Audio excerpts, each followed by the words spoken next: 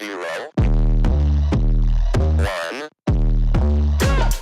Let's get started. Hello and welcome to Beyond Top 10 Tennis. My name is Dr. Ashley Morgan Berge and I'm your host. If you're not familiar with my work or would like to learn more about it, head on over to AM8 International, the first tennis lab of its kind worldwide that is centered on delivering top 10 tennis rankings and is 100% backed by science. I'm the author of 14 books behind multiple theories and have been an elite coach for over 20 years and work with athletes around the world, Europe, the United States to Australia. I'm also the world's leading authority in this space with my research coupled with my extensive coaching background, being responsible for landmark findings to deliver the next generation of play. With new foundations this season of my two latest releases, my tennis black book, Federer, Nadal, Serena, Djokovic, and my brand new release, my tennis workbook. This season is like none other before, so as always, buckle in and enjoy the ride. Welcome to another edition of Beyond Top 10 Tennis. If you've been with us for some time now, thank you so much. We wouldn't be here without you. I believe we are coming up almost, I think roughly we're about a week or two away from that 2-year anniversary. Could be one, could be two. I'm not 100% sure there, but look, if you're new, welcome. Thank you so much for joining us. As always, I'd encourage you to track back to early episodes, but really importantly, this one here. It came out about 4 months ago now, just before Christmas. This one actually would be your starting point, believe it or not, in contrast to my earlier text, purely because this one's a bit of a roadmap. It pulls together this very podcast. It pulls together chapters from those earlier editions, depending on your level, broken into 3 levels. This week, for example, you're at block 5, week 2 of block 5, and you will see the episode you should be tuning into and the level 1, 2, and 3, so the respective book for that level and the respective chapter. Really important. So if you're not following along with this, if you haven't got your hands on it yet, please do. And again, the chart work that you should be completing every single week is right there. But also, that's where your workbook comes into play. So this one came out, can you believe that it's already been a month, or a little bit over a month actually, since your workbook came out? And this is really important. I've said it before in previous episodes, it should be on your bedside table. It should be something, your black book should be in your tennis bag. It should be going with you. You should be penning down your brief notes as well. This one though should be where you elaborate on, or you may choose this one's in your tennis bag compared to your black book, up to you, but they have been designed to be kept separately as well. You can keep them together and or separate, they complement one another, but this one is essentially your homework. All of these, you've got a couple of pages every week to complete your charts, etc., your goals, what you should be talking about, reflecting, discussions with your coach, what you've learned from each episode, or your biggest takeaways to the articles, chapters that you're reading. It's jam-packed with that, and the month block you're there, just circle as well so you know where to record, as well as your opponents. So more room here. And that's where your black book is. And I haven't really shared this, but hopefully you put 2 and 2 together. You got a lock on the front of that one, and you got a key here. And there's a reason why I've done it that way, or they were designed, because they really do go hand in hand, that lock and key analogy. If you are making your way through your black book and your workbook, let me know how you're going. I'd really love to know how that has been tracking for you. Look, we've got a lot to cover this week, but not as much as typically, because the rankings have not been updated, because the Italian Open, obviously it started last week and it's continuing. We're around that halfway mark now. So rankings will be next week, and there are actually no other sister tournaments or smaller tier tournaments underway this week, which really allows us to focus on WTA Tour, what's been happening, ATP Tour, what's been happening at the Italian Open respectively. So today's episode, it may be shorter. I do say that quite often, and it tends to be actually the opposite. But we'll see how we go today. All the focus 100% is on the Italian Open, the subsequent obviously results. Last week's episode we did go over the draw preview, so you would have recalled that. But we've got, I think, some interesting discussions with Sinner is back in action. Sabalenka, she's steamrolling through, how Alcaraz is going, Swiatek. And we can have a look at the rankings, I think, inadvertently, and the discussion that we will have around that, because I did share last week as well that we are going to see a lot of, well, not too many, but a number of changes at the very top of the rankings on the WTA Tour. Also ATP Tour, how it's really reflecting what's been happening or what happened on the WTA Tour last season.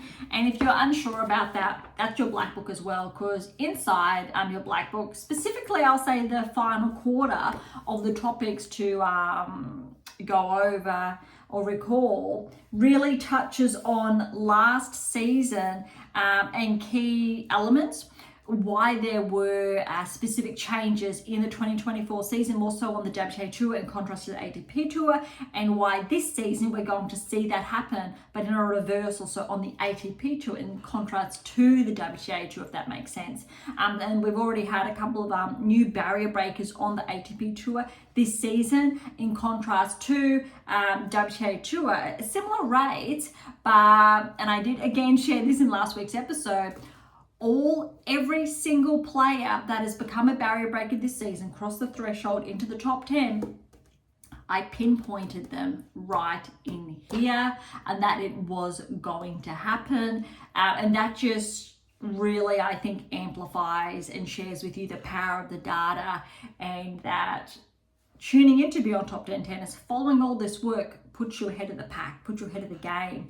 And if you implement the key elements in your game, you're setting yourself up for success, the road ahead.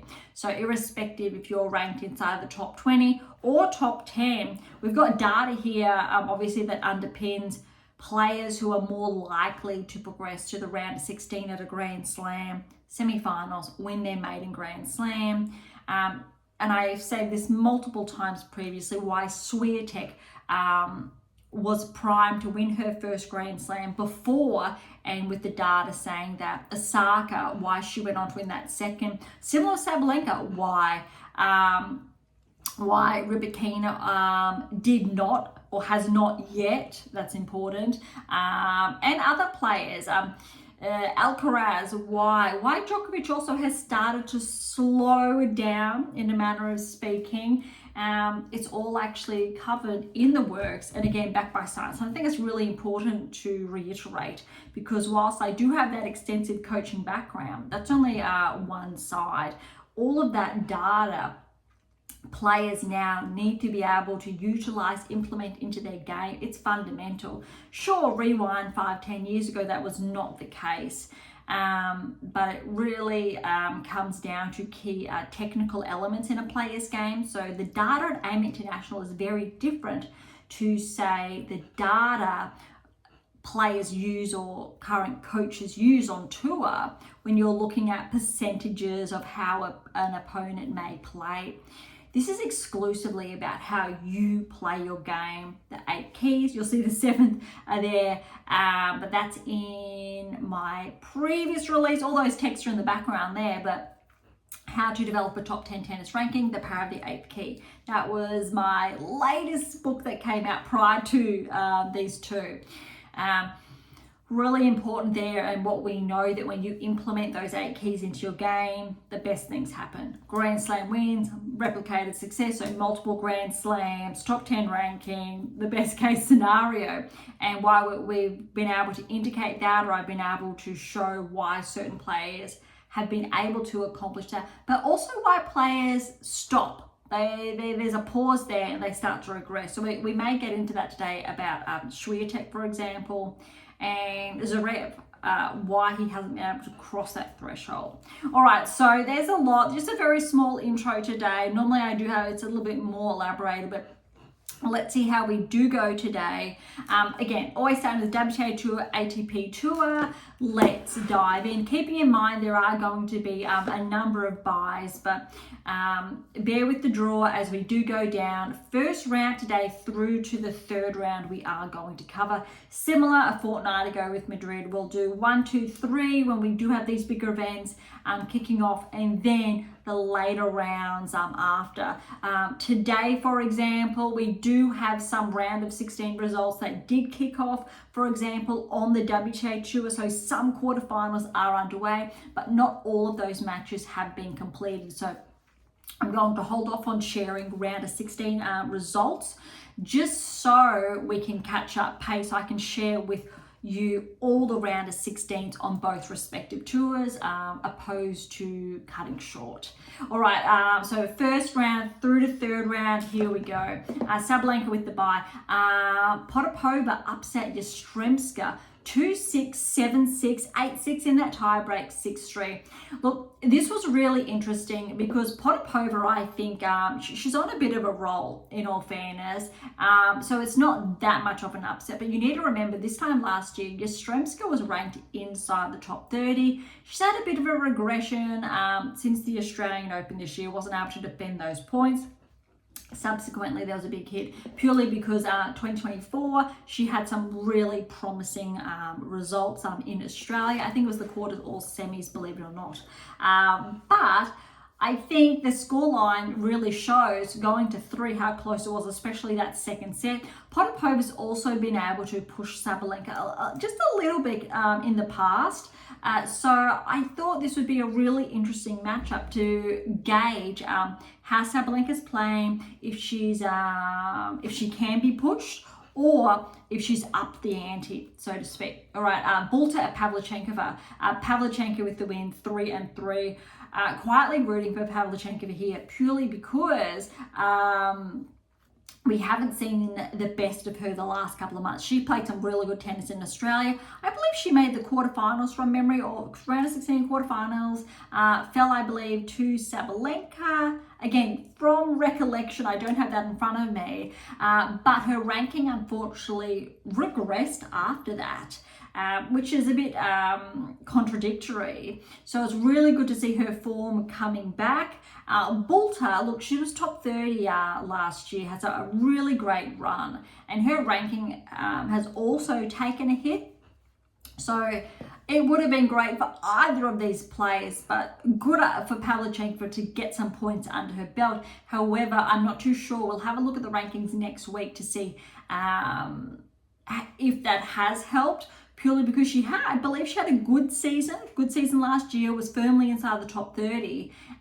So she may have had more points to defend, so that it could have been players that performed well last year who obviously are not at this stage, if they're on a little bit of a lull, performance plateau, etc. Their baseline is not peaking at this stage. They will suffer the consequence of that ranking regression, not being able to defend as many points.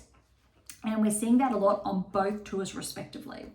All right, Kenin with the bye. And I think it's great for Kenin to have that seed next to her name again. She has fought relentlessly over the last couple of seasons to literally claw her way back. It has been absolutely brutal, but I think if Kenin maintains that level of play we've been seeing the last 2-3 months, I think she should firmly be able to get that seeding for Roland Garros and potentially Wimbledon. And I think that will really help her get those earlier wins under her belt and potentially find herself more firmly inside, I will say, not necessarily maybe top 20, but that 30 to 20 ranking range, but less susceptible of that regression. All right, Fernandez with the bye as well. Ruzic with the win over Grant here, 3-6, 6-3, 7-5. This one I think was going to be really interesting because Strzuk and Ayala. So remember, I think it was Miami Ayala had that breakthrough win, 3-setter over Swiatek. I believe it was a fortnight ago in Madrid. Swiatek did get that win against Ayala, but it was in 3 sets. But Kostyuk, look at this, 6-love, 6-1. I think that was the scoreline we really were anticipating Swiatek to have over Ayala in those matches. So this, to me, how well Kostyuk's been playing. She's not seeded here, but she definitely deserves that seeding. And look, I'm really rooting for Kostyuk to get firmly back inside the top 20, because when you're looking at her metrics, as far as the keys are concerned as well, she really should be inside that top 20 ranking range. And when she's not, she really is a dark horse. Kasatkina with a bye, Rybakina with a bye. Lies got the win over Uchijama, which is surprising because how well Uchijama played that breakthrough run at Madrid. Lies, she literally blew Uchijama off the court, 6-1, 6-love. Why this is surprising is because Uchijama had been playing so well. So what this says to me is that Uchijama, she reached that performance peak and then she's coming down off that. In all fairness, making, I think it was around 16 quarters, thereabouts, of Madrid. That's absolutely huge. Big rewards for her ranking. But obviously we know when players do have that peak, there is that drop off, understandably so. But for those players who are not used to going deep at those bigger events, the thousands, Grand Slams, typically we do see that happen. And that's what we're seeing here at Uchijama. So it's not that I'm going to say she played bad, but it's definitely clear that she did not play the same level she was playing in Madrid. Andreescu with the win over Agassi, love and 3. A lot of noise, I think, around Andreescu being back. She's been back now, I think, for roughly around 12 months, but in that 12 months period, she has been sidelined as well. So I think she's back again after, I think, a number of weeks off, in all fairness. But it's really good to see. We need to remember she does have that Grand Slam to her name, but since then we haven't really seen her with a full 12-month season, I don't believe. But look, 6-love, 6-3, let's see how far she can push it. Vekic with the bye, Fretch with a bye. Azarenka, good win over Osorio, 6-2, 6-3. Really happy for Azarenka just to get that win under her belt. She has had, I think, some tough matches. She's fallen early at some events. That said, I do believe she did win a couple of rounds at the Italian Open last year. So she may not, she could regress as far as points are concerned as well. Again, a lot of players had a good season, or a number of last season, and it's not the same this season. We're seeing some new players on both tours coming through, and those who performed really well on the clay are not doing the same, or they've got tougher draws because their ranking has slipped. So it's a bit of a shuffle. It's almost like a 50-50 playing at that level of, say, a top 10 player or top 20 player, but they weren't doing that this time last year. Others are not playing at that top 10 or top 20 level that we're used to seeing them. We're seeing a bit of that regression there, and that's understandable when we see a bit of a shake-up. And ironically, the players who are collecting the points, we need to remember, they're the players who were not collecting them last year that are getting those big gains. However, there's also around that 20-30% of players, it's not very big. So there's a couple of players who are consistently showing up, who are making, let's say, that round of 16, the quarters, the semi-finals, the finals, every event. They're not losing very early, or there is maybe a couple in there, they have some earlier losses, so that peak drops off, or their baseline drops off, but they're relatively solid. And we're seeing that within reason on, 20-30% of players, but others not so much. I'm going to actually pause and have a little bit of breakdown. I'm just going to hold off where we are, quickly go over to the top 10, and let's go what players, for example, have been holding. Sabalenka, she's been holding very steady, really high baseline. She's really, I'll say, moved ahead with how she's been playing this season. However, remember, in contrast to last season, that's why she's been picking up more points, because she did drop off after the Australian Open last season, and she really took probably till around Madrid to find that form again and really played well on the clay. But she's been playing well from Australia through this season. That's why more points. Look, Swiatek, we spoke a lot about it in depth, probably the last 2-3 episodes. Huge first quarter of last season, didn't play well in Australia, collected points this season, playing a bit better in Australia. Semi-finals, I believe, there. So that's an exceptional result. Sabalenka just won better, obviously, with that finalist. But Swiatek did play really well after Australia last season. This season, she's still playing well, but just not as well. So we're still seeing Swiatek, so she's definitely in that 20-30% with Sabalenka, showing up, making, whether it's the round of 16, through to the finals, semi-finals. It's still an exceptional result.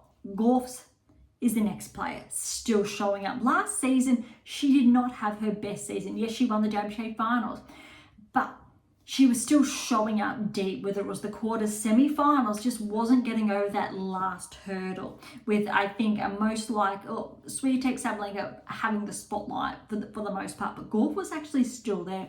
Pegula, not so much. She peaked at the end of the season. Finalist result, huge, was not showing up. This season, she started to really make an appearance. But again, you need to remember, when it comes to quarter semi-finals, Pegula actually has been there. However, Swiatek is ahead as far as that metric is concerned.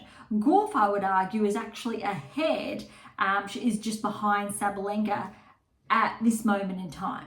Paolini, very similar, had a huge start last season, performed really well, but we start to see Paolini drop off at the end of last season. She didn't start this season that well, but we're now seeing her pick up that pace, making that round of 16, quarters, not so much, say, semis, finals at this stage in contrast, but she's still very, very solid. Keys is actually, I'm going to say, a step behind there. So the ranking is actually true in this respect.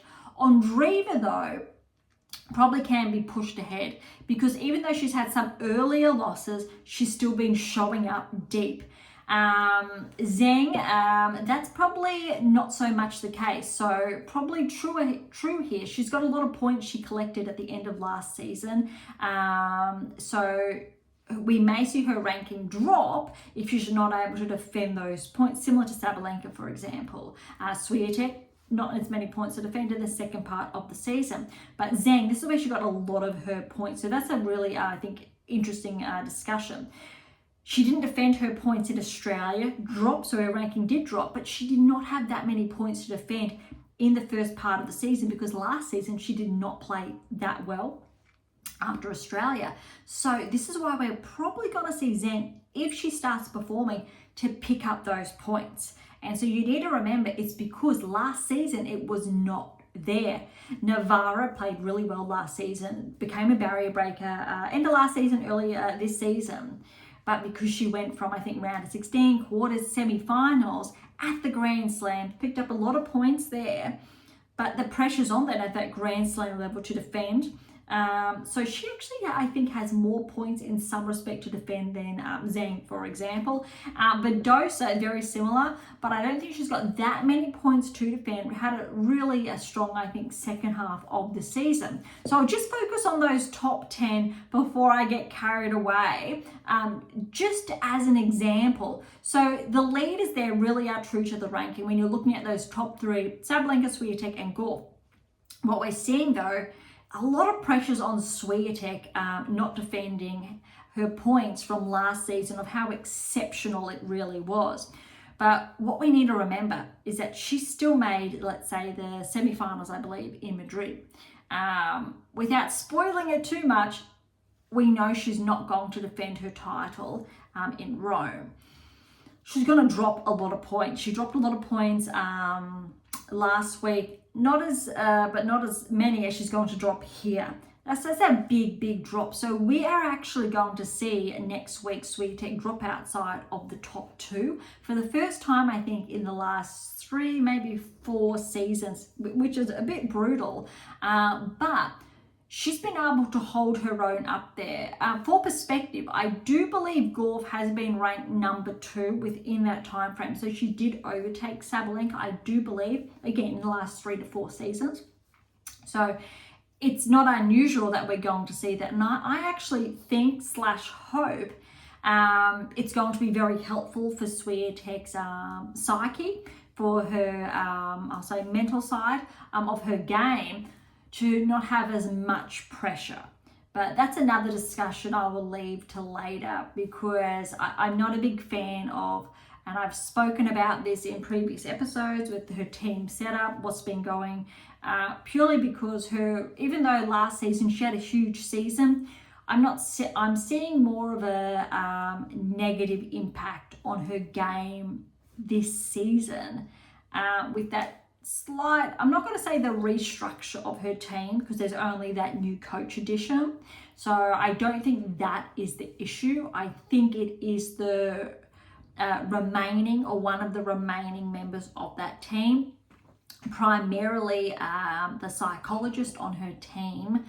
And I say this person could be an exceptional at what she does. There's all evidence that she is, with what happened or Swiatek achieved last season. But I think there's a very big ruler there, a principle, ethical principle. If you've worked with a player that young for a certain period of time, I think it's from 17 through to 23 years of age, when they're the most vulnerable, most susceptible to new knowledge, adults, peers, psychologists, etc. It's a bit concerning when you're seeing the shift in their language of use, their gameplay on court, where you're typically not going to see that. So we're seeing a bit of a consequence there, that it's not so much of her game being poor, Swiatek's case, that mental side of her game, we're seeing cracks, very significant cracks if you know what to look for. And that, from my perspective, is more detrimental to her game the longer it's dragged out. So I do believe if Swiatek does value having a sports psychologist on her team, really values and can see that benefit in her game, to find that next match for her team, to complement her current coach as well, her current team dynamic, because the longer you do hold on to that sports psychologist, that player can become reliant on that person. And then I believe there's a lot going on, whether it's on court, off court, and it could be really upsetting for the player, so Swiatek. But there should be controls in place to limit that, and it just seems as though that's not the case. I do hope that there's a curve that is turned around, but any person, whether you are an athlete or not, that's reliant on a sports psychologist for an extended period of time without that healthy interference, there are some red flags that are very evident when you are in that position of power. I've actually written about this in a different way, that it's called the power tussle, the coach-athlete relationship, the power balance there. In this case, it's going to be the sports psychologist, for example, and that player, and that power tussle, really understanding the dynamics, the pitfalls, and knowing when, or that sports psychologist should know when to say it's time to find that next person to help you with your career. All right, so that's just an example on the WTA tour of that 30%. So what we're seeing, that's true. And just while we keep pace, let's do a contrast really quickly with the ATP tour. Sinner, we know, had a huge start last season with the Grand Slams to his name. Look, the last couple of months we really can't comment, but he's already got that Grand Slam to his name this season. He was very consistent last season, was not number one until later on in the season, where he overtook obviously Alcaraz and Zverev, I believe, from memory. So we know Sinner's probably sitting pretty there, quite comfortably. Zverev had a very solid season last season. This season, however, in all fairness, it's not consistent. We've been seeing Zverev win a title to losing in that second or third round. So that level of consistency for the second best player in the world actually is not there this season. It's hard to comment on Sinner because he hasn't essentially been active since Australia. Alcaraz also, he's been showing up and he's actually been very good. He's got the titles to his name, making finals, but there's always that on-off, but definitely he's ahead of the curve in contrast to, I'll say, to Zverev. So I want to put him up there. Fritz, yes, he's still showing up. I don't think we've seen Fritz with too many early exits, so he has been there. Draper, I think, is one of the more consistent players of the top five, behind, say, Sinner. Then I think it's actually Draper. Not Alcaraz. I'm going to put Draper there as far as his baseline is concerned, and we know he's been able to show up. Djokovic, look, we're going to almost need to null him out. And I shared, I think, notes on Djokovic's performance in the last 2-3 episodes. What's been happening? There is a level of there's been a drop off in his level of play. Very frustrating for someone who's used to making the finals of Grand Slams almost consistently. A huge benchmark, the highest benchmark I think a player obviously can have. So to have that, and then to be losing in earlier rounds, it takes a bit of a hit on the psyche from that perspective. So I think Djokovic has been finding himself in that new headspace, somewhere he's not used to from maybe the very beginning of his career. So rewinding over 20 years ago, for example. And so he's finding himself in that new space, new coaching team, needing to learn how to adapt. And it looks like the right tools are in place, but that other element, that psyche, it's been taking a hit whilst his opponents have been getting better, and he's been finding it a little bit harder to keep that pace. But we still need to remember he won gold last season almost out of the blue. He does have the capacity to show up. I'm going to say his priorities obviously are on the bigger events. So I think it's, especially the last 2-3 seasons, it's too hard to gauge his level of play at that Grand Slam level when we know he does the work in between and performs more so at that Grand Slam level. That said, because he hasn't been playing that well on the clay, it actually probably won't be surprising if Djokovic falls prior to the round of 16 at Roland Garros. But he could also make, I'm going to say, the semi-finals. He does have that capacity. All right, Rudd is definitely up there. But again, he only rejoined the top 10 last week. So as far as that consistency is concerned with that 20-30%, not so much. We're not seeing that. Recently, yes. But at the very beginning of the season, not so much. So we know he's there. We know he's there. But again, he does correlate with his current ranking. De Minaur is actually probably ahead, similar to Draper, where he has been showing up. He has been making that round of 16 threshold more often than not. Not too many early exits. So De Minaur is probably ahead of his ranking in respect to showing up this season with that level of maintenance with his game. Mazzetti then, look, he's only just joined the top 10 last week.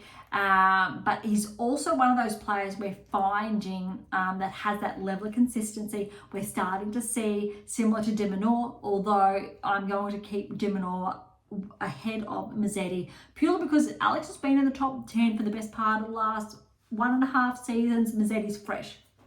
Rune, not so much. Look, he won that huge title, I think 3 weeks ago. He's been playing some exceptional tennis, but when you're looking at his consistency to perform every event, it's actually not there. not so much. So you're seeing the differential here. We've got more consistency on the WTA Tour, which is similar to what happened last season on the ATP Tour.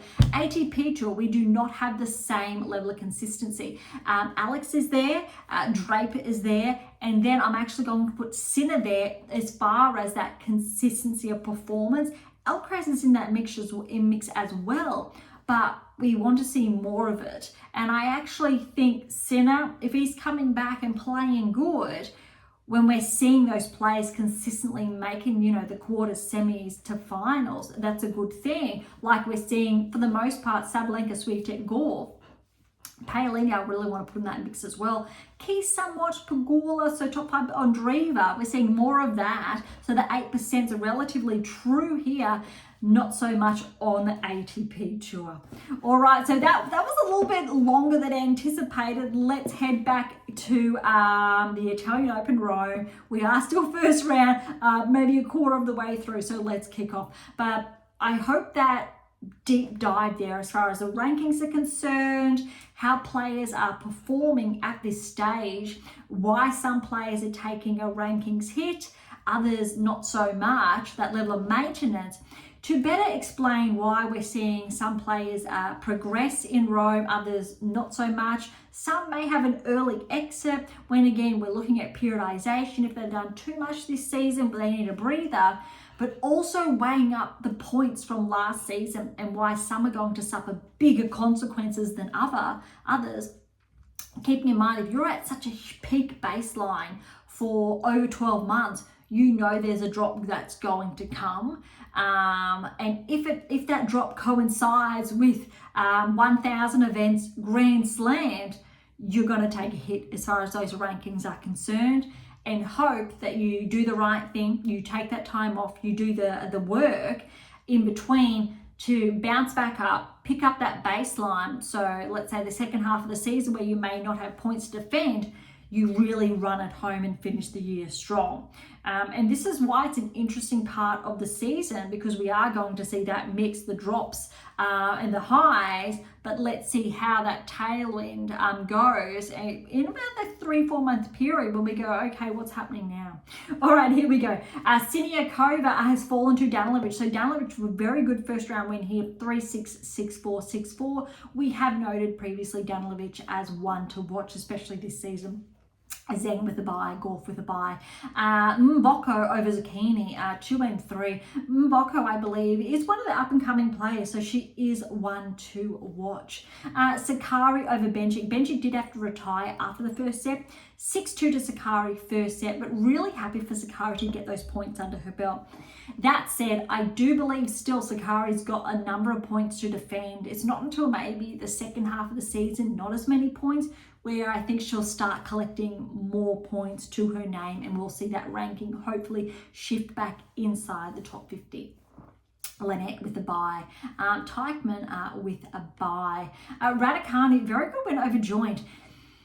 Considering the rankings, this was actually a really good match for Joint. Raducanu through, but look at this scoreline, 7-5. 6-7 and 1-7, 6-3. That's a very, very tightly contested match. Well done to Raducanu, but well done to Joint for pushing Raducanu that far. I do believe that a Joint did come through qualifying as well. Veronika Kudermetova with the win over Stefani, 5-2. Anisimova with a bye, Navarro with a bye. Rakimova with the win over Wang, 3-2. Volonyets over Rus, 3-3. Torsen with a bye, Noskova with a bye. Cartel, a very closely fought match with Birrell. That could have gone either way. 4-6, 6-3, 6-4 to Cartel. Tomova has fallen to Arango. So Arango, very good win here. Look, there's a lot of, I'll say, noise around Arango the past 12 months out of Colombia, and she really has started to, there's a bit of an uptick there with how she started to play. So we are seeing a bit of a progression, early stages. So it is actually interesting to watch, I'll say, in the background. 7-6, 8-6. 5-7, 6-4 to Arango. Andreeva with a bye, Palin with a bye. Sun, a very good win for Sun to get through over Padone, 3-6, 6-1, 6-3. We've seen Lulu fall very early in a lot of tournament rounds over the last 6 months after that huge Wimbledon semi-final result. So this is actually really good to see her push through. Quarterfinals, semi-finals, one or the other. I want to go with semis last year, but she's had a bit of a regression in results, I would say, in all fairness. So it's good for her just to get that foot back in the door with those early round matches. Kvitova, first win back since maternity leave. So well done, Petra. 7-5, 6-1. Jabeur with the bye. Ostapenko with a bye. Shramkova over Kessler, 3-3. Bronzetti over Sevastova, 3-4. Syakman with the bye. Schneider with the bye. We've got Dolhide over Gadecki. This was a tough one. 7-6, 7-5. 5-7, 6-3. Well done to Gadecki, pushing Dolhide. Gadecki did have to qualify, but well done then for Dolhide getting through. Christian over Parks, 6-2, 6-love. Putintseva with the bye, Mertens with the bye.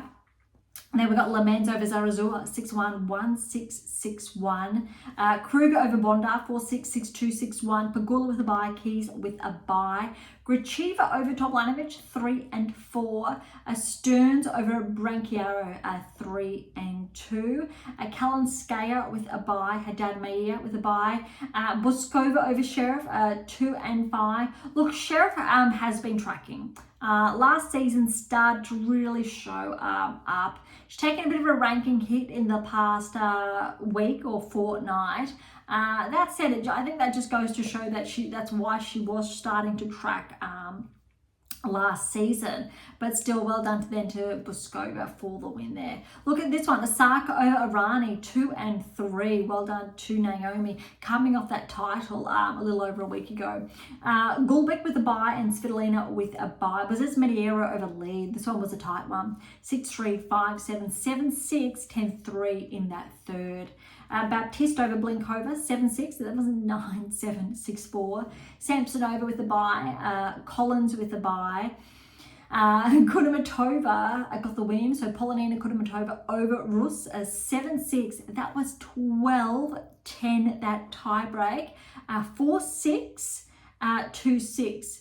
I'm going to say that again because I've said it the wrong way around. Rus got the win over Polonina Kudermetova, 6-7, 10-12, 6-4, 6-2. Very, very tight one there. Cocchiaretto with the win over Evanescence, 6-2, 4-6, 6-1, and Swiatek them with the bye. All right, second round, here we come. Sabalenka, that we know, against Potapova, and this scoreline I think tells us what we wanted to know, 2-2, which means we know Sabalenka, she switched on, no hiccups there, she zoned in. Kenin with a very, very big win over Pavlyuchenkova, 6-3, 6-love. Well done, Kenin. Fernandez with the win over Ruzic, 6-4, 6-love. Great to see Layla with wins at this level coming back. Kostyuk, good win over Kazatkina, even though Kazatkina was the seeded player there. 6-4, 6-2. Rybakina, good win over Lai, 7-6. So that was 7-3, 6-2. Andreescu upset Vekic, 6-1, 3-6, 6-2. That's the match I think we wanted to see to gauge how well Andreescu's been playing. That said, look, Vekic has been showing up. It's a 50-50. She's gone deep in some tournaments this season and she's fallen really early first, second rounds in others. So I don't think this is a very good match to gauge Andreescu's level of play. Next one's going to be interesting though. All right, Frech, really good win over Azarenka, 7-5, 6-4, but I like that scoreline for Vika. That is close. It could have gone either way. Zhang with a good win over Dalic. This is a little bit surprising. On paper, of course, Zhang was favoured for the win as far as rankings are concerned, but we haven't really seen Zhang play that level that she was playing in the second half of last season. But this is reminiscent of that. So this is going to be interesting to see if Zhang's able to hold on to this level of play. if she can, then I think there's all indicators that she's going to really earn her place back inside that 8%. Gauff, really good win over Mboko here, but Mboko, really good level of play to push Coco to 3, 3-6, 6-2, 6-1. So well done to Coco. But Mboko, that's huge to take a set off the number 3 player in the world, soon to be number 2. Lynette got the win over Sakari, 1-6, 6-4, 6-1. What I like about this is that Sakari was able to push a top 30 player to 3 and come really close, especially in those first 2 sets before Lynette ran away with it. Raducanu, good win over Teichmann, 2-2. I'm looking forward to the next one there. Veronika Kudermetova with a win over Anisimova, so upset Anisimova, 7-6, 7-5, 7-5. Navarro, good win over Rakimova, 1-3. Torsen got the win over Volnets, 7-5, 4-1. Then unfortunately Volnets did have to retire. Noskova, solid win over Cartel, 4-2. Ondreeva with a good win over Arango, 2-4. Paolini, good win over Sun, 4-3. And then Jabeur did get the walkover over Kvitova, unfortunately, where Kvitova having to pull out, withdraw with an injury there. Ostapenko over Shramkova, 1-6, 6-4, 6-3. Well done, Shramkova, pushing Ostapenko to 3 there. Seidman over Bronzetti, 2-2. Schneider over Dolheim, a little bit brutal here, 6-love, 6-love. We've got Putintseva, she's fallen to Christian. So Christian with the win there, 7-6, 7-2, 7-5. Mertens over Lamens. Well done to Lamens here to push Mertens to 3, 3-6, 6-2, 6-3. Pagula over Kruger, 4-2. Keys over Gracheva, 7-6, 7-4, 6-1. Stearns over Kalinske. Bit of an upset there, but I'm not going to call that an upset. Stearns 2-3. Stearns has been playing really good tennis so far, especially the last few months. Kalinske is just finding her way back there. So well done, Stearns. This one is an upset though. Boskova over Haddad Maia, 6-love, 6-3. However, not that much of an upset because Haddad Maia, I'm going to say, we haven't really seen that consistent level of play that correlates with her ranking. Not too frequently this season, so not too much.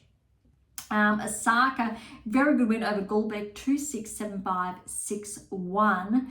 Svitolina over Bozaz-Mediero, 6-4, 7-6, 7-2. Baptiste, this one is an upset. Baptiste over Samsonova because Samsonova has been showing up this season. 6-3, 2-6, 6-4. Collins, good win over Bruce, 3-3. And Swiatek over Cocuretto, 6-1, 6-love. That's the match we want to see, the type of match that we do like. Really similar to Sabalenka, switched on. Excuse me for that, but that's the type of match we do want to see. Switched on. But I think not too many upsets as far as that second round is concerned. We've got maybe that 1 or 2 in there, but I'll tell you what, the third round is where we are going to see a couple of upsets, and then we'll head on over to the ATP Tour. Sabalenka with the win over Kenin, but I tell you what, Kenin did not go away. 3-6, 6-3, 6-3. Well done to Sabalenka, but well done to Kenin, really staying with Sabalenka throughout. Kostruk with the win over Fernandez, 4-2. Well done to Kostruk, again, not seeded, with a win over another seeded player. Andreescu got the win over Rybakina. This one is an upset. That's a big one, 2-4.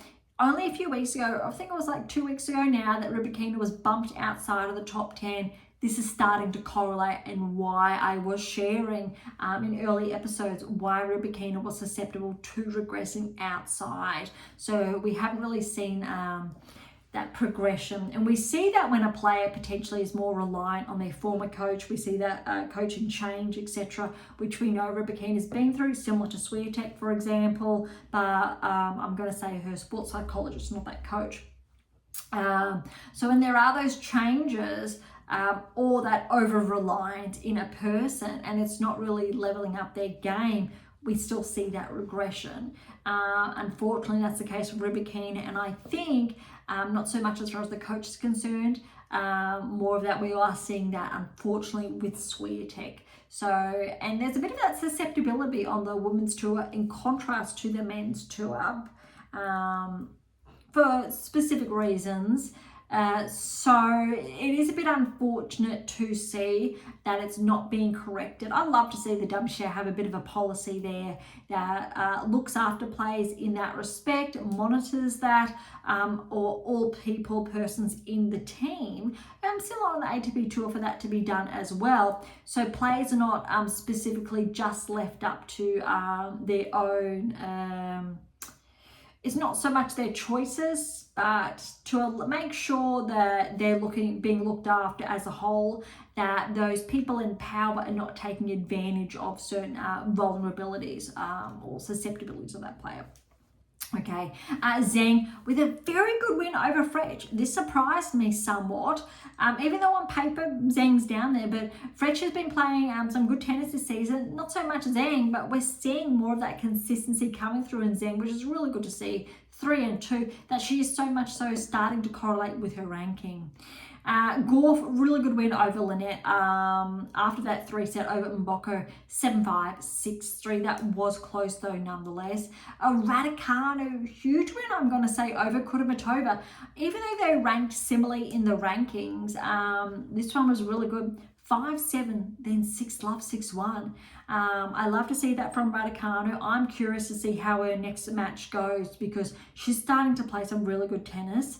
And we know Raducanu can play on all surfaces. So I think if she can get those wins under her belt, just those back-to-back ones, we should actually see Raducanu back inside the top 30, maybe this season. All right, this one's probably the biggest upset of the third round, and that's Torsen with the win over Navarro. 3-6, 6-love, 6-4. Bit of a brutal one there. We may see after Rome, Navarro be bumped outside the top 10, maybe. But all things considering, I'll just quickly check back on the rankings and the points. Maybe not. Purely because Schneider is 700 points behind, but she could get closer. Navarro and Badosa probably will lose points.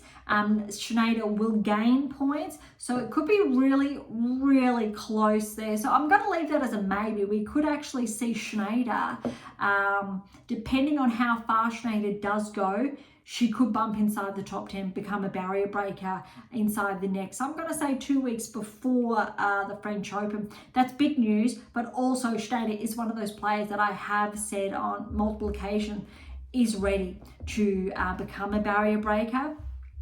This season may happen sooner rather than later. That's going to be an interesting one to watch.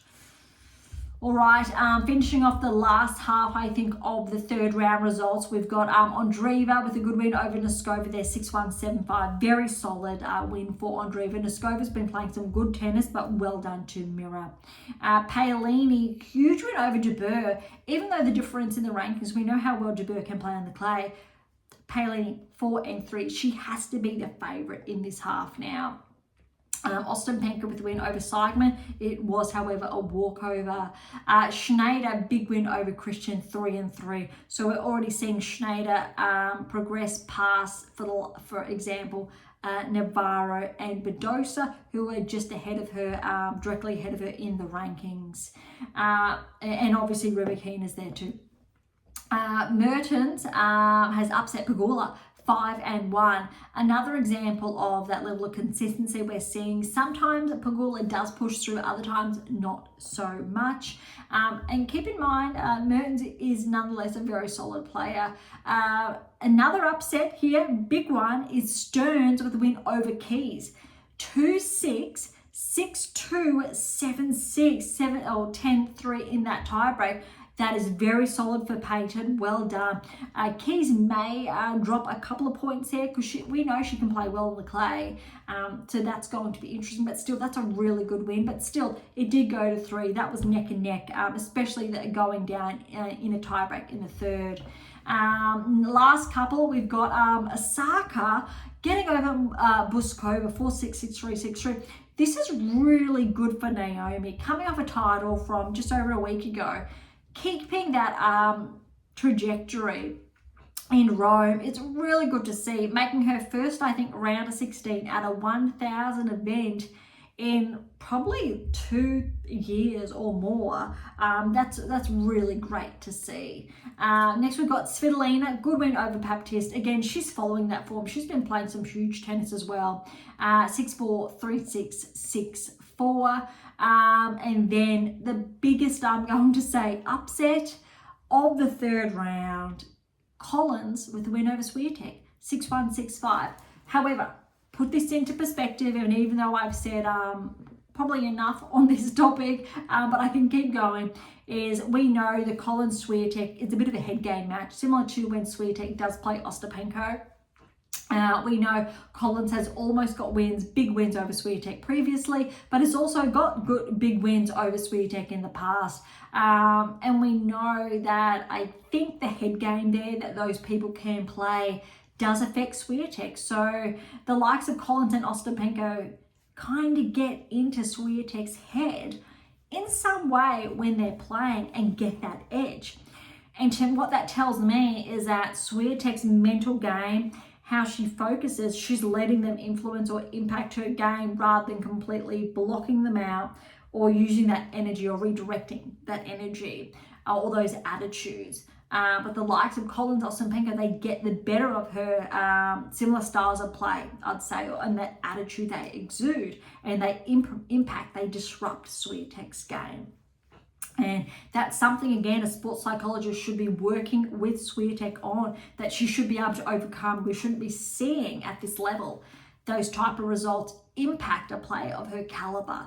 But since it has been happening, the only, I will say, or one of, I won't say only, one of the more logical explanations is of that less than effective influence of that partnership at this point in time for her game. So huge win for Collins. Not that surprising, because we know what Collins is capable of. She was this time last year, she broke into the top 10 and spent the best part of the year inside the top 10. Regressed, sure, outside early this season, not being able to defend as many points, for example, after, I want to say it was Indian Wells, Miami. But she's still there. Collins knows how to show up. But that was I think it was a tough loss for Swiatek. And I think also her attitude after that wasn't typical of herself. And I'm sure there's a lot of frustrations involved in there that she's not playing that same level.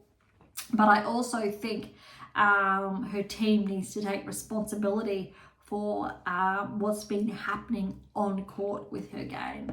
All right, that is huge. That is the last end of the third round matches in Rome.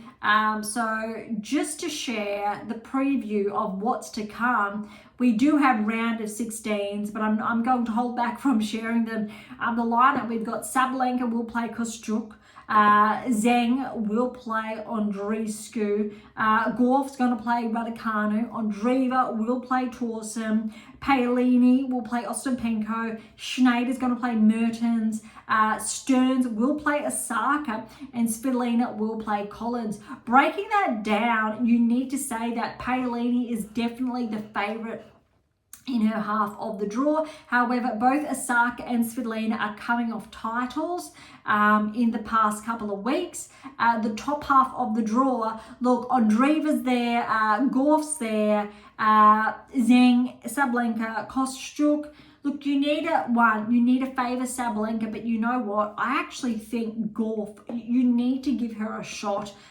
She played some huge tennis the other week where she actually got the win, I believe, over, I want to say, Swiatek and Sabalenka, if my memory is serving me correctly. So I think there's a lot on the line here, but we're seeing Gorf peak, and I think it really would run that home. She's already secured that number 2 ranking, but I think winning Rome would be the icing on the cake for that number 2 ranking for her. And you need to give Gorf probably a bit of a 1-2 coming into obviously Roland Garros. That said, She's got, if she does end up playing Andreeva in the quarters, that is going to be a very big signal for where Andreeva's game at, where's Gauff's game at. But I also want to see where Sabalenka and Zheng potentially that matchup is at, because if Zheng gets through, I want to see how, if she's capable of pushing Sabalenka and getting the win, or if Sabalenka's too good. So I think the second half of Rome is going to tell us a lot of how these players are performing. We already know how the earlier players are performing, how to gauge Swiatek's results, for example. She still made the semi-finals in Madrid. So even though she's fallen to Collins, I'm not writing her off. She's still playing some good tennis. I just want to see a shake-up in her team. The players who are left in action, 16 onwards, there are some very interesting I'm going to say endpoints there. I really want to see how Paolini does end up. I honestly think Paolini can shift through to the finals and potentially get the win there, and really probably take herself, I think, if potentially there is a win, without a doubt, Paolini, she's in position actually to potentially get the number 4 ranking back. That's a very big maybe, because Pegula is there and she does lead by over, there's about 1,400 points there. But if Paolini does win, and we know Pegula's lost early, that there's a very big maybe, but we know what she's capable of. And look, she is a finalist from this time last year at Roland Garros, so I really want to put her in with a chance as well. All right, that's a lot. Over on to the ATP Tour. So much for me sharing that today's episode was going to be shorter. Absolutely not. All right, so keep in mind that we did do that deep dive of the top 10 players on WTA Tour and ATP Tour. So we won't be doing that because we've already done that for the ATP Tour. Let's dive into the results. We'll get right into it. Okay, Sinner's back in action, but first round through to third has that bye. Navone over Sinner 3-3. De Jong over Shevchenko 2-4. Look, De Jong was a lucky loser. He's had a couple of interesting wins lately, so this isn't that surprising. De Jong, I think, is actually one to watch. Probably an unexpected player, but this is a very good win to start things off. David Fokina with a bye. Surundolo also with the bye. Jarry, good win over Gaston, 7-6, 7-4, 6-4. Offner, qualifier with a win over Carabellis-Baena, 6-3. And then it looks like Carabellis-Baena did retire there. TFO with a bye, Shelton with a bye. Muna, good win over Barrios Vera, qualifier there, 4-6, 6-2, 7-5. Vukic over Moreno do Alboro on a qualifier. Vukic with the win, 7-6, 7-2, 6-2. Quarter with the bye. Berrettini with the bye. Fernley, good win over Fognini, 2-3. Fognini, I believe this was or is his last Italian Open. He hasn't used, I believe, the word retirement, but it looks like that may be on the cards this season or sometime within the last 12 months. But look, Fernley, Everson Fernley got that win at the Australian Open over Kyrgios, if you remember. It was back-to-back tiebreaks, Fernley with the win. He's been on the radar and he started to slowly track in the rankings with these earlier results. So a good win for Fernley. All right, Bublik over Soufflin, 6-3, 7-6, 7-4 for that tiebreak. Run with the bye, Fritz with the bye.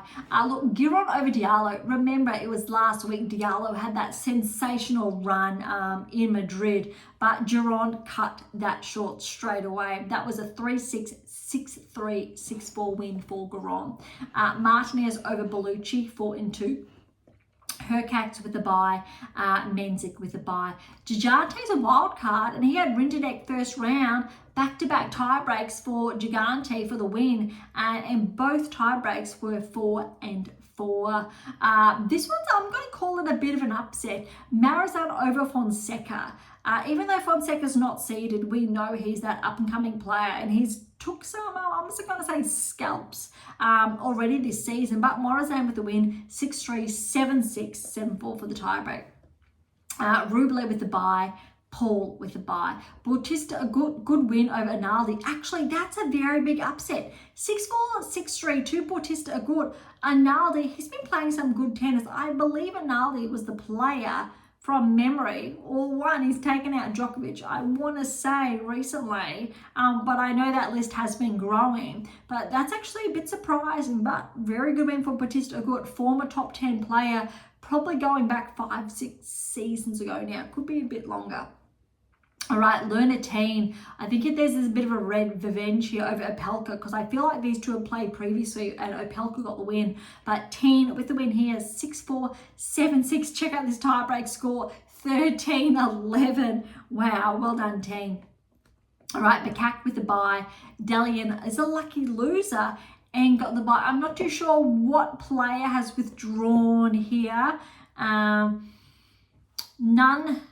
are coming to mind, but there definitely is a top 10 player or top 20 player who has withdrawn. I'm going to see if I can find them. I'm not sure if Paul has withdrawn or Macaque. I don't think so, no. Maybe Felix Auger-Aliassime withdrew. I'm not 100% sure. All right, but Delian, the lucky loser, has taken a seed's place. That's a big advantage there. And wait till you hear about the second round results. All right, Say Both Wild with an upset over Berge. Say Both Wild was a qualifier. Berge formerly was top 35, has slipped out just a bit, I believe. 6-1, 4-6, 6-4 to Say Both Wild. Nardi with the wild card with the win over Caboli, 3-4. Dimonor with the bye and Draper with a bye. Darderi with a win over Boo, 7-6. That was 7-4, 6-3. Kopriva qualified with the win over Hales, 4-3. Baez with a bye, Humbert with a bye. Mute with a win over Higaka. I think Rinky did have a bye, he did have to qualify. So Mute with a win, 3-6, 6-1, 7-5. Komsana, good win over Ultima, 1-7-5. Room with a bye, Dimitrov with a bye. Passaro, wildcard, had Seng the qualifier, 6-love, 2-6, 6-3 to Passaro. All right, Buruganga, a qualifier, he's upset Senigo. So remember Senigo's huge run in Australia. Buruganga, 2-3 for the win and a qualifier. It's going to have a lot of good points on the table there. Kakanakov with a bye and Mitchelson there with a bye. Dujeri over Echeverry, 3-2. Lakjovic qualifier, good win over Nishioka, 5-1. Alcaraz with a bye, Mazzetti with a bye. Vertainen a qualifier with win over Medalovic, 4-4. Thompson, very, very big win here over Mapesh Pericard, 3-6, 6-3, 7-6, 7-5 in the tiebreak there. That's a really good win. Thompson, he just got inside the top 30 last year, has regressed out, but so has Mapesh Pericard. So both these play similar level. Thompson has a number of years, I'll say more experience. Mapesh Pericard, relatively new on tour, breakthrough last season, but still very good win for Thompson. Nakashima with the bye, Poprun with the bye. We've got Taberner qualified over Djokovic, 6-3, 1-6, 7-5. As always, I apologize for my mispronunciation because I'm very confident I did mispronounce Taberner. But I do try. All right, Norrie, lucky loser there. A very big turn of events over the last couple of seasons, but good win there over O'Connell, 3-2. And Medvedev with the bye, Phils with a bye. Gregensport over Kekmanovic, 4-6, 6-3, 6-love, good win there. Muller over Lecheka, good win for Muller, 2-6, 6-3, 7-6, so that's 7-5 in the third there. Tsitsipas with the bye, Shapovalov with the bye. We got Gul Baz, qualifier, has upset Zumher, 7-6, 7-3, 2-6, 6-4. Ugo Carabelli with the win over Carino Busta. Another almost top 10 player. I think Carino Busta just got inside, then was bounced outside. But still very good win for Ugo Carabelli. 6-2, 1-6, 6-3. And second seed there's a Rev with the bye. That's all first rounds there. Not too many upsets there. A little bit different, I think, than the WTA Tour. But I think that's relatively, I'm going to say, smooth sailing. Not too sure who has withdrawn. But one moment, I'm going to have a look. Yeah, No, it's not. Yeah, withdrawals, there is, yeah, it was, I believe, Alyssime was the one that retired, lower back injury. There you go, just taking a peek. All right, second round, we've got Sinner in action. His first, I will say, formal match back in, I believe it's 3 months that has passed. Sinner with the win over Navone, 6-3, 6-4. The type of scoreline I was hoping for. Not too close, but close enough. Would have been a really good match for, I think, Sinner to find that rhythm. De Jong, again, that lucky loser. This is a huge win over Davidovich Fokina. I'm calling out a very big upset. Davidovich Fokina has been playing some huge tennis the past, I'm going to say, a few weeks. Their best part last 6 to 8 weeks.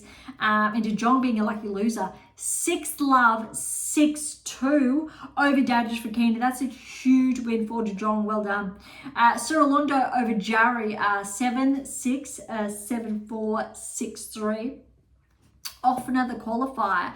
This is another huge win over Tiafoe. Qualifier over Tiafoe.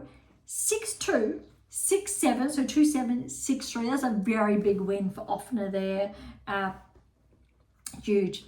Oh, wow. A lot of upsets. Look at this one.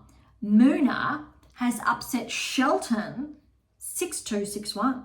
That is brutal. That is a very big, almost whitewash. Well done, Muna. We will potentially see a bit more of a reshuffle in the rankings after Rome. Quarter.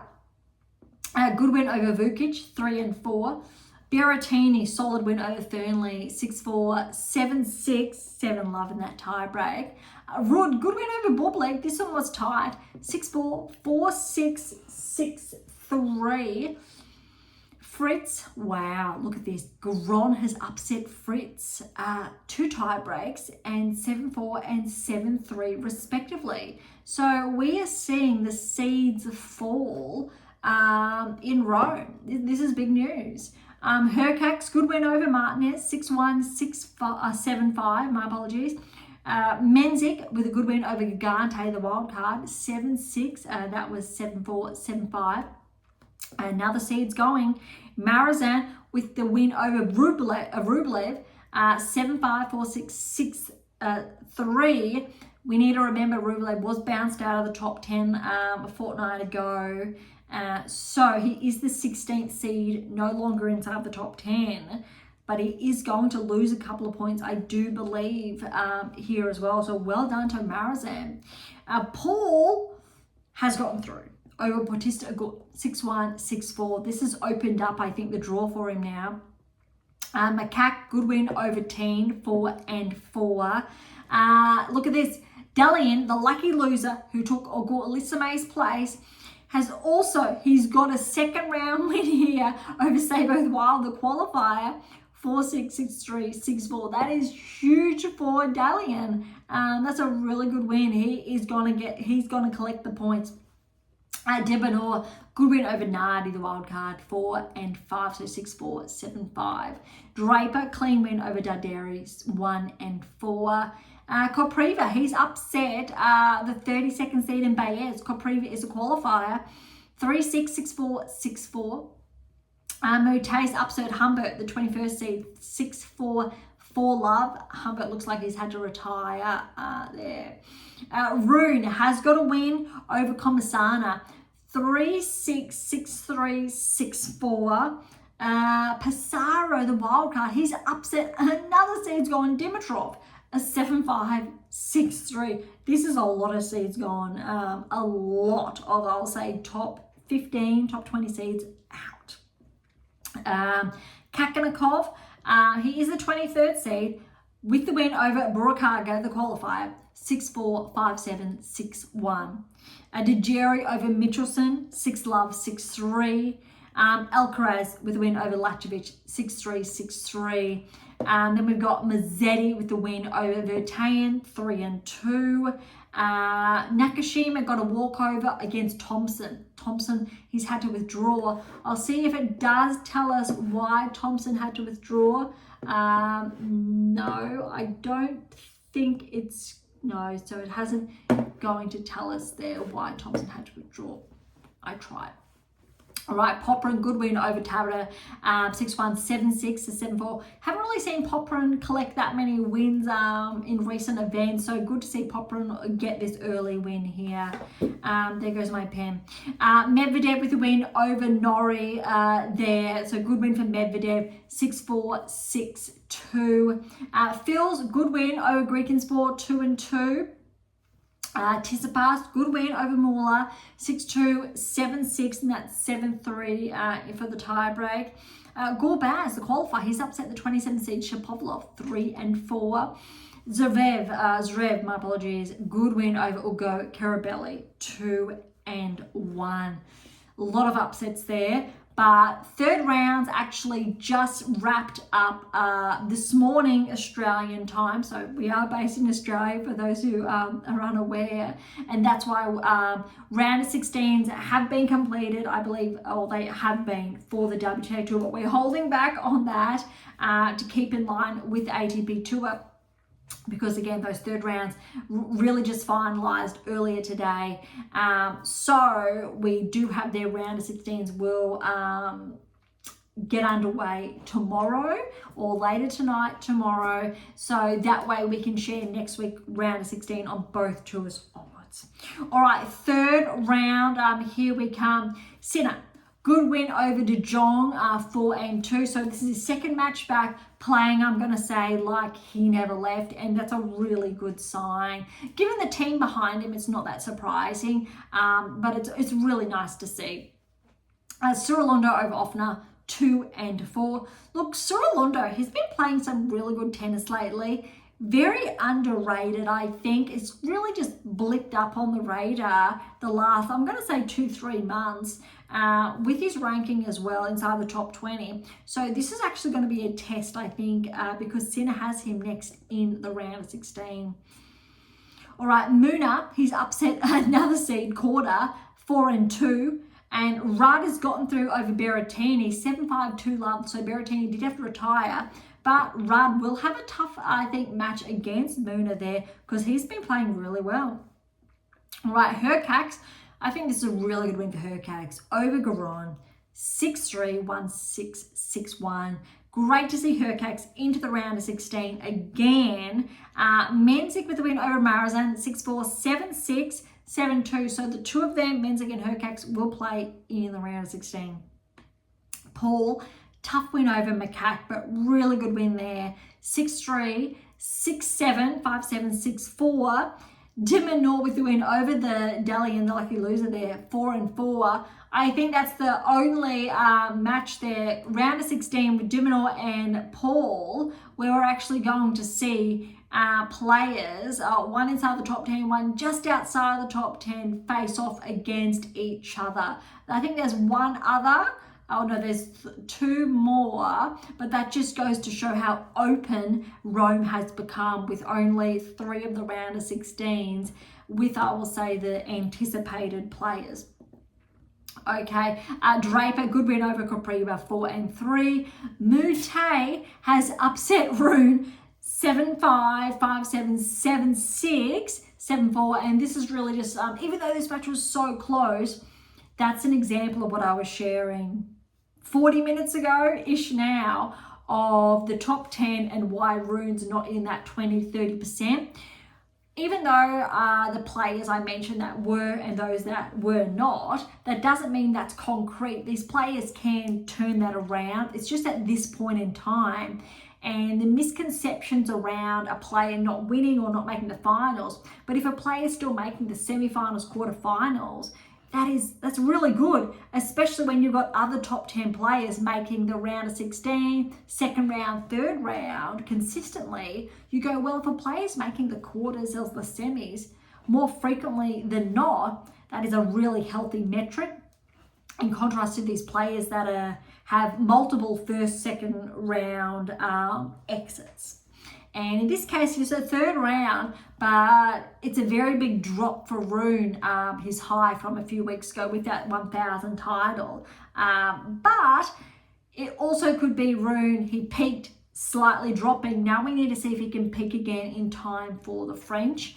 I'm not going to write him off. I actually think Rune, if he does peak in time, he could make a quarterfinal there, because we know how well he can play on the clay, and he's previously had a relatively deep run, but let's wait and see. Okay, so we'll see Draper and Moutet play off for their in the round of 16. Kakanakov, look, he's been turning back the clock a little bit, been playing some really good tennis. He's on the trajectory to re-enter the top 20 shortly. Good win over Pissarro, 6-3, 6-love. But look, Alcaraz got the win over to Jerry, 7-6, 7-2, 6-2. Kakanov and Alcaraz will face off in the round of 16. Maybe not as one-sided as potentially anticipated. Let's see if Kakanov can push Alcaraz to 3. All right, Mazzetti, good win over Nakashima there, 4-3. Medvedev with the win over Popyrin, 6-4, 6-1. Mazzetti and Medvedev will face off, so that's another very close encounter with the 8th and 10th seeds. Next, we've got Fils. Fils has upset Tsitsipas. It's very weird seeing Tsitsipas with the 18th seed next to his name, but look, Fils was just too good, very close. 2-6, 6-4, 6-2. Zverev, good win over Gorbas, the qualifier, 6-4, 6-love. So the third, I will say, round of 16 encounter with tight-knit seeds, Zverev and Fils. When we're looking at seeds in the top 10 or just outside, I'm going to include Fils there, even though he's 13th seed. He's been playing some really good tennis there. All right, so that is the lineup, but let's have a sneak peek now, only because we did share a little bit more of a deep dive over here. I want to have a bit more of a dive into what's happening on the ATP Tour and the draws respectively, because we've seen some very big exits. All right, so Sinner's part of the draw. We've still got Rudd. So Rudd's still in there, but no other players. We've seen a number of players drop from the likes of Tiafoe, Korda. Look, Cirilondo, he's still there, so he does have to play Sinner there around at 16. But potentially, if Sinner and Rudd do get through, I'm looking forward to that quarterfinal. I think that will be a really good gauge with how well Rudd played last week, or the week before, 10 days ago, how well Sinner is. Irrespective what player gets through, Rudd or Sinner, very good test for both players. I think both Sinner and Rudd, you need to give them a shot at the French Open, both of these players. Just to maybe, I'm going to say, with how well Rudd's been playing. And look, Sinner's coming off fresh legs. He's basically had another off season, but longer, almost like 3 off seasons back to back. And he's going to come out firing. And this is going to be Sinner's first match, if he gets through against Cirilondo, against a top 10 player. Who's actually been playing top 10 tennis. But again, Rudd needs to get past Muna first for that. And now we drop down. Hurkacz, Menzies, Paul, look, the Paul and de Minaur, that's a tough one. If Alex can get through Paul, you want to give Alex a shot to get through to the semifinals. You really do. With how well I'd love to see Hurkacz progress here against Menzies, just to collect the points, to get him back inside the top 20, because he really has regressed. He was this time top 10 last year, but that's a really interesting part of the draw.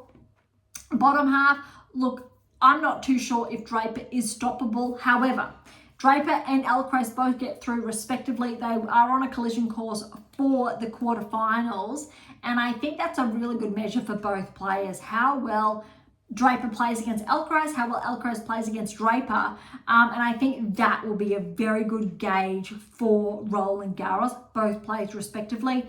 We know how well Alcaraz can play there, but we've never seen Draper perform, I'll say, that well at a Grand Slam. We've seen him play really well at the US Open, haven't really seen him collect at other Grand Slams. So I'm interested how Draper's going to perform against Alcaraz here, to give us a couple of insights for what we may be able to anticipate for the French. All right, now Mazzetti, Medvedev, kind of want to favour Mazzetti, but if Medvedev does get through, you need to go, okay, Medvedev's turning a curve there and he's starting to find that form again. Because look, he was top 5 about, I want to say 6 weeks ago, and a really swift regression there. But I think if Medvedev gets that win over Mazzetti, we know Medvedev's still there inside that potentially 8%.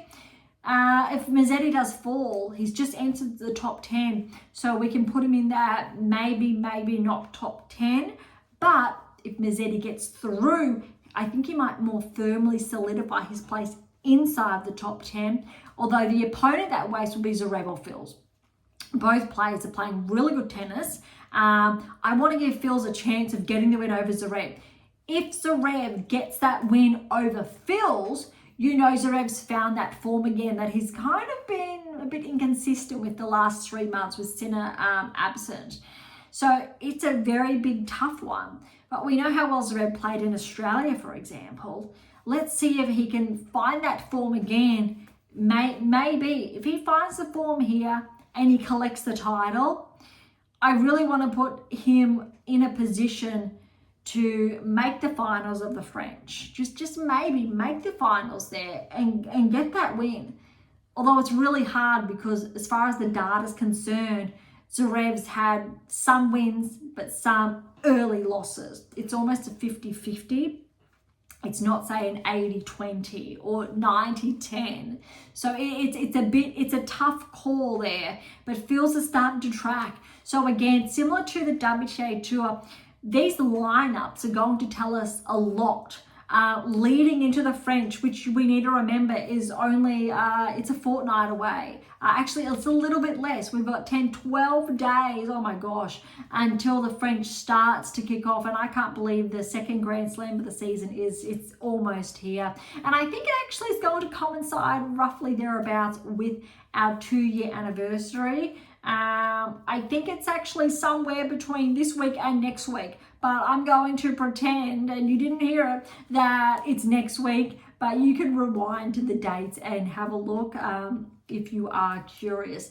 All right, so that does wrap it up. We'll look at the rankings all next week. And again, we know as far as the ATP Tour is concerned, most of the top positions are very solid. Even if Alcaraz does get a win here, it looks like, well, no, actually, we could see a switch between 2 and 3. So we really want, look, Zverev wants to get a very good win or performance in Rome. Otherwise, he is going to risk being on the same half of Sinner and or Alcaraz for the French. So that's actually really important. I think just Zverev being in the middle. Alcaraz obviously is going to be hoping to do well, so then he doesn't face Sinner or Zverev at the French in the semi-finals.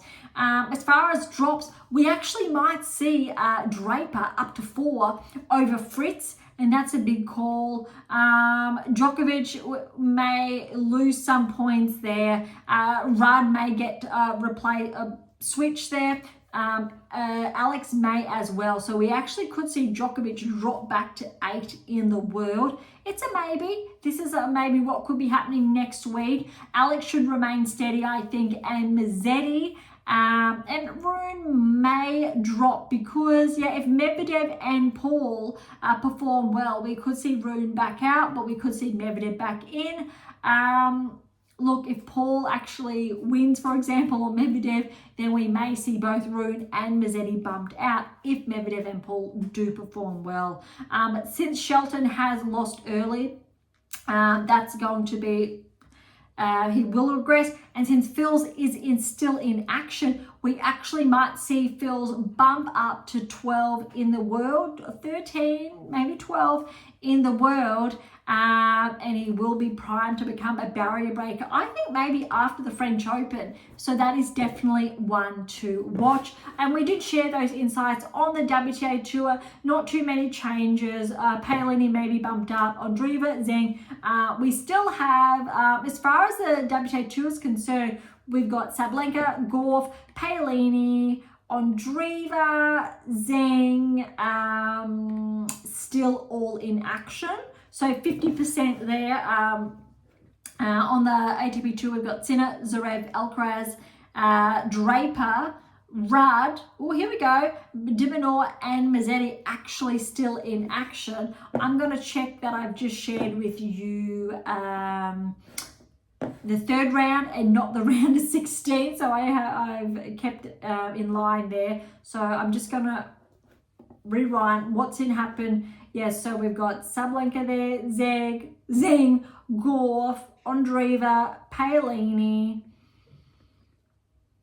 Yeah, so actually there's actually more exits, surprisingly. So 50% we've got ready on the WTA Tour, and that's good. We've got Sinner, Rudd, de Minaur, Draper, Alcaraz, and Mazzetti and Zverev. So 70%, that's actually a very good metric for the ATP Tour, even though there are a lot more earlier exits on the ATP Tour in contrast to the WTA Tour. Around the 16s, that's noteworthy. Interesting, this time last year, very similar metrics, high percentage on the ATP Tour in contrast to the WTA Tour in this respect, as far as the top 10 is concerned. But that's a discussion I'm going to leave for another day, because I think we are still going to see changes and regressions on the ATP Tour, whereas the more players, there's more of a safety net. So I think there's around 700 points separating players from entering the WTA Tour's top 10. ATP Tour's top 10, however, is literally 200, less than 200 point gap. And we are going to see some changes, I believe, this time. Well, next week we will see more changes for the top 10. WTA's top 10, I don't think we are going to see many changes. Maybe one change. I don't think there'll be two, but maybe just the one could be on the cards. So very big maybe. All right, let's wrap up today's episode. Thank you so much for listening. To grab a copy of my brand new release, My Tennis Workbook, or my December release, My Tennis Black Book, Federer, Nadal, Serena, Djokovic, head on over to AM8 International or Amazon, so irrespective of you're based in the world. For any comments or questions, head to AM8 or Topic Thread, or leave comments directly on YouTube or Spotify. To interact with Beyond Top 10 Tennis, catch up on our blogs, or sign up to my newsletter. All links are in the episode notes, as well as how to access Pink Octopus books to Spruik. If you enjoyed today's episode, please subscribe, like, share, and do all of the above. Beyond Top 10 Tennis exists for you, so please consider sharing us near and far. And if you're serious about heading towards the top 10, or want to know what you're missing to secure that maiden Grand Slam or more, don't be shy and come and say hi. Okay, on that note, thank you so much for listening. I am so incredibly grateful. I am your host, Dr. Ashley Morgan Berge, and this is Beyond Top 10 Tennis.